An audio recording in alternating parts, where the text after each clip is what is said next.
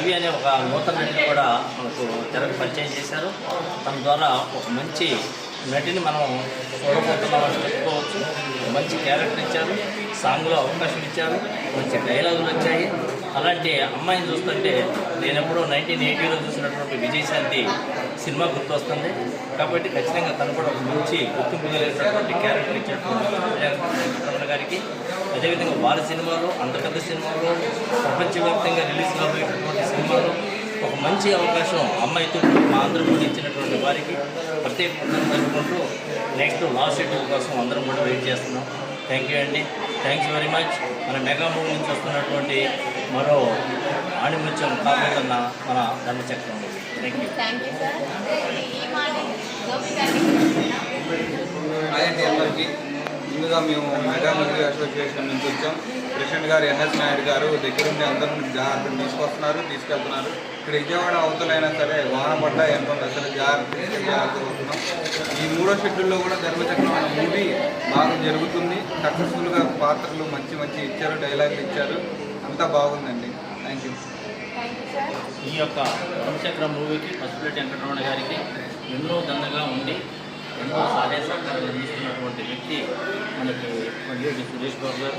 వారి యొక్క సహాయ సహకారాలతో 3rd షెడ్యూల్ కూడా కంప్లీట్ చేశారు. నెక్స్ట్ 4th షెడ్యూల్ త్వరలో స్టార్ట్ కావాలని కోరుకుంటున్నాను.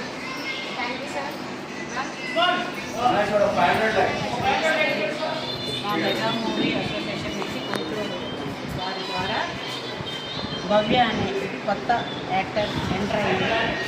ఆ అమ్మాయిని మేము వెంకటరమణ గారి దగ్గర తీసుకొచ్చాము.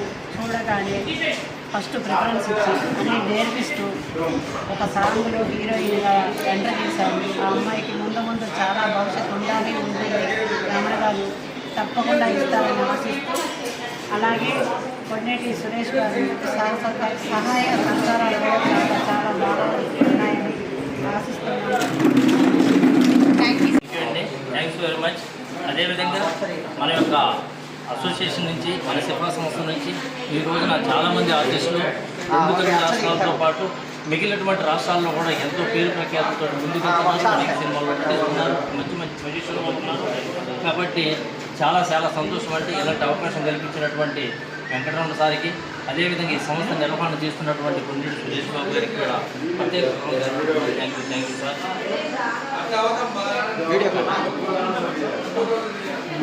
ద్వారా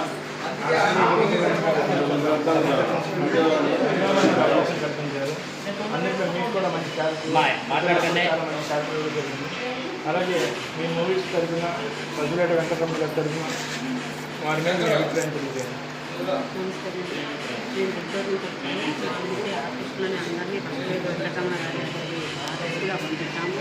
వాళ్ళందరికీ ఎన్నో క్యారెక్టర్లు తెలియని వాళ్ళకి తెలియజేస్తూ, వాళ్ళకి నేర్పిస్తూ చాలా మంచి అవకాశాలు ఇచ్చారు. అంతేకాకుండా ధర్మచక్రంలో భవ్య అనే అమ్మాయి కొత్తగా ఎంటర్ అయింది. వచ్చిన మొదటి రోజునే ఆ అమ్మాయిని గుర్తించి పెద్ద క్యారెక్టర్ ఇచ్చి చాలా మంచిగా రిసీవ్ చేసుకోవాలి, అన్నీ నేర్పిస్తూ అవకాశాలు ఇస్తూ ఆ అమ్మాయి ఇంకా ముందుకెళ్ళగలరు. మా మెగామూవీ నుంచి వచ్చినందుకు మేము చాలా సంతోషిస్తూ వెంకటరమణ గారికి, అలాగే సురేష్ గారికి